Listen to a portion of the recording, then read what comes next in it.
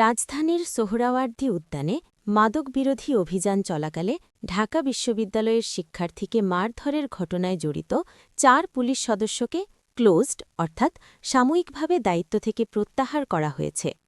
মঙ্গলবার ২৪ ফেব্রুয়ারি বিকেলে বিষয়টি নিশ্চিত করেন ঢাকা মেট্রোপলিটন পুলিশের রমনা বিভাগের উপ-পুলিশ কমিশনার মোহাম্মদ মাসুদ আলম। তিনি জানান, মাদক বিরোধী অভিযানের সময় শিক্ষার্থীর সঙ্গে পুলিশের কথা কাটাকাটি হয়। এক পর্যায়ে পরিস্থিতি উত্তপ্ত হয়ে উঠলে অনাকাঙ্ক্ষিত ঘটনা ঘটে। এ ঘটনার পর দায়িত্বে থাকা ৪ পুলিশ সদস্যকে ক্লোজড করা হয়েছে এবং তাদের বিরুদ্ধে বিভাগীয় ব্যবস্থা নেওয়া হবে। আপনারা জানেন যে এর আগে এখানে কিন্তু মারাও গিয়েছিল। আপনারা জানেন সেটা, যেহেতু জায়গাটা খুব সেন্সিটিভ।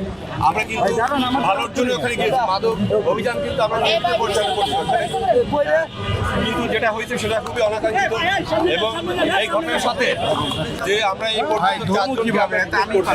অলরেডি সে ৪ জনকে কিন্তু ক্লোজ করা হয়েছে এবং তাদের বিরুদ্ধে বিভাগের ব্যবস্থা নেওয়ার জন্য প্রক্রিয়া চালানো হয়। আমি এটা বললাম।